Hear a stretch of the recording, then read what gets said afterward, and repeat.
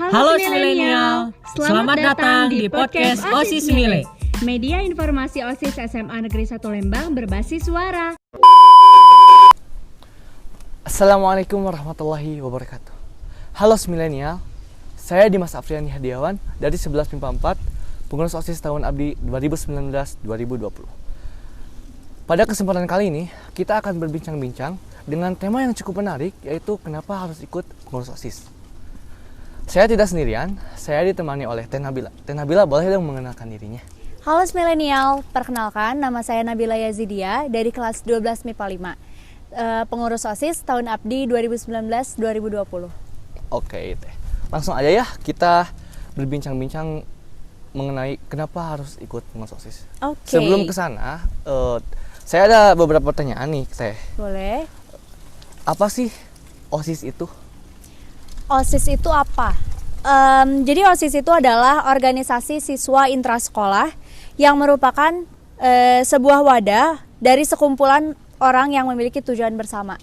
Tujuannya itu apa sih? Nah, tujuannya itu intinya adalah pengembangan karakter siswa. Jadi kegiatan-kegiatan yang dilaksanakan di luar KBM seperti acara PHBI, PHBN itu adalah bagian dari program kerja OSIS. Oke. Kalau ada OSIS pasti ada pengurus OSIS dong, Teh ya? Iya, Kalau betul. pengurus OSIS itu apa, Teh? Nah, sebenarnya ini nih yang sering ketukar gitu ya. Jadi antara pengurus OSIS dan anggota OSIS. Jadi yang pertama dari anggota OSIS dulu ya. Anggota OSIS itu adalah semua siswa di SMA Negeri 1 Lembang itu adalah anggota OSIS. Sedangkan pengurus OSIS itu adalah beberapa siswa SMA Negeri 1 Lembang yang jadi pengurus gitu. Jadi yang menjadi panitianya, yang terlibat langsung menjadi wadah untuk aspirasi. Salah satu tugas OSIS itu kan menyampaikan aspirasi siswa gitu. Jadi pengurus OSIS itu ada untuk menjadi penghubung seperti itu. Oke. Kalau jadi pengurus OSIS nih, Teh ya, apa aja sih yang dilakukan pengurus OSIS? Yang dilakukan pengurus OSIS ya. Oh ya, ini salah satu yang penting gitu antara perbedaan pengurus OSIS di SMP dan di SMA. Ini yang paling berbeda itu adalah di SMA pengurus OSIS itu dituntut untuk lebih menjadi mandiri, untuk lebih bertanggung jawab. Sedangkan kalau di SMP itu kan 1/3-nya dikerjakan oleh OSIS, sedangkan 2/3-nya dikerjakan oleh guru. Nah, di SMA itu berbeda, jadi pengurus OSIS-nya nanti akan lebih banyak mengerjakan banyak hal gitu. Tadi pertanyaannya apa? Boleh diulang, maaf. Oke, apa aja yang dilakukan pengurus OSIS?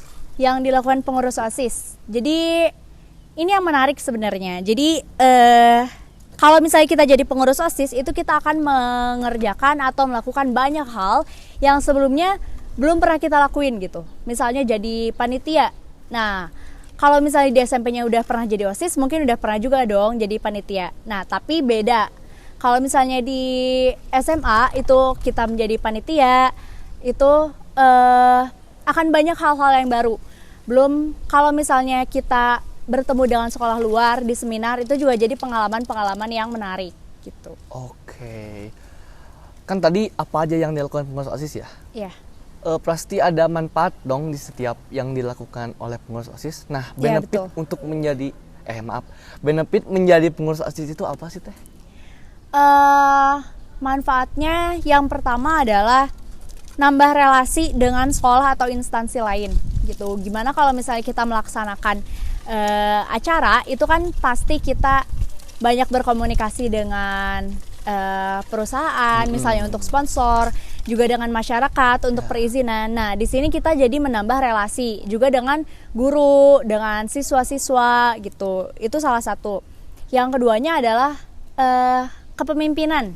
Itu yang bisa terlihat dari pengurus OSIS gitu. Dimana kepemimpinannya itu lebih terlatih. Yang ketiga, kedewasaan dan kemandirian. Terus juga melatih kepercayaan diri. Nah, ini juga yang biasanya terlihat berbeda gitu.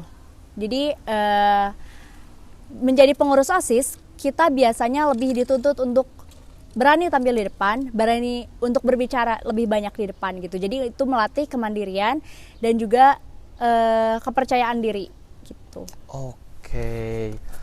Teh Dimas mau nanya dong Teh. Yang jadi pengurus OSIS ada pengaruhnya nggak sih buat di universitas-universitas?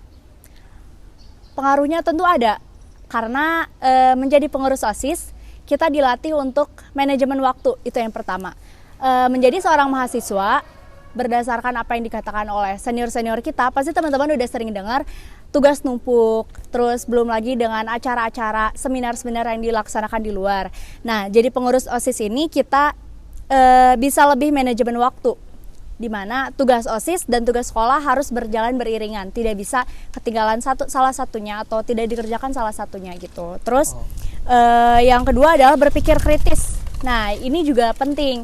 Menjadi seorang mahasiswa tentu akan berbeda dengan siswa SMA atau siswa SMP gitu. Jadi di OSIS ini kita dituntut dan belajar untuk berpikir lebih kritis, mencari solusi untuk sebuah masalah di acara sekolah, itu juga bisa terpakai ketika kita menjadi mahasiswa. Terus ada juga belajar menyusun proposal dan surat menyurat. Oh iya benar. Nah, Proposal. ini salah satu yang penting juga. Karena kalau misalnya kita udah menjadi seorang mahasiswa, tentu akan banyak tugas-tugas seperti makalah, ya membuat proposal. Kalau misalnya kita gabung ke organisasi, nah di sini kita juga melatih itu gitu.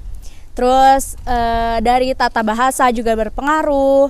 Terus komunikasi juga itu akan berpengaruh. Jadi sebenarnya banyak sekali sih manfaatnya. Sangat banyak sekali ya Teh ya, mendengar dari penjelasan Teteh tadi. Kan pengurus OSIS itu sangat banyak manfaatnya dan juga sangat banyak kegiatannya. Iya. Dari kegiatan-kegiatan yang telah Teteh lalui, Iya. ada gak sih manisnya menjadi pengurus OSIS? Atau kayak pengurus OSIS itu kayak gini, bikin nyaman atau kayak gimana gitu? Nah, ini yang sebenarnya dimanapun kita berada itu pasti ada manis pahitnya kan. Sama juga kayak di organisasi, kayak di pengurus OSIS. Nah, yang serunya itu kalau misalnya jadi pengurus OSIS, kita dapat circle baru atau ya circle pertemanan baru. Nah, pertemanannya itu berbeda dengan yang di kelas. Kalau misalnya di kelas kita bisa lebih banyak bermain, belajar tentang akademik kayak gitu. Kalau misalnya yang di pengurus OSIS itu teman yang memiliki integritas. Jadi bukan hanya untuk bermain tapi juga bertukar pikiran, bertukar pendapat. Ini seru sih sebenarnya. Terus manisnya di OSIS itu adalah kalau misalnya kita menjadi bertanggung jawab, menjadi pengurus yang bertanggung jawab, benefit-benefit yang sebelumnya disebutkan itu akan kita rasakan sendiri dan bukan hanya oleh kita tapi juga dengan orang-orang di sekitar gitu. Oke.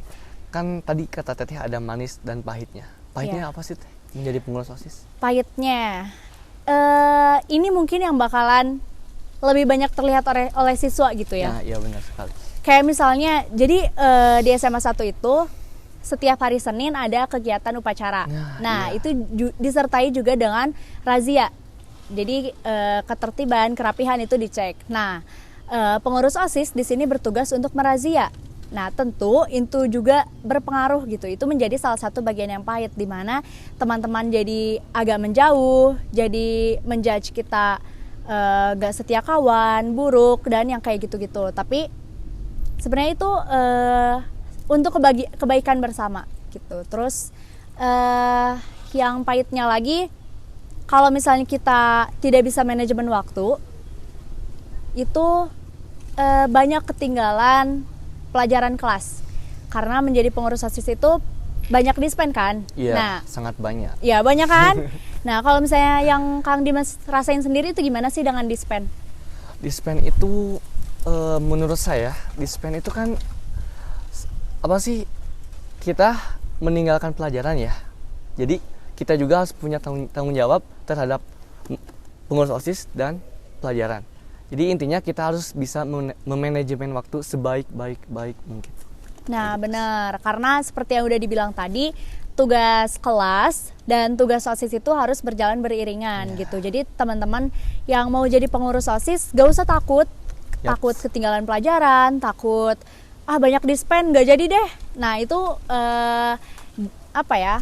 Nanti juga di Akan- pengurus OSIS dilatih untuk manajemen waktu kan ya Teh ya? Pasti terbiasa. Ya, bersama dengan teman-teman yang juga sama dispen pasti akan ada belajar bersama, terus banyak-banyak bertanya juga sama teman-teman kelas gitu.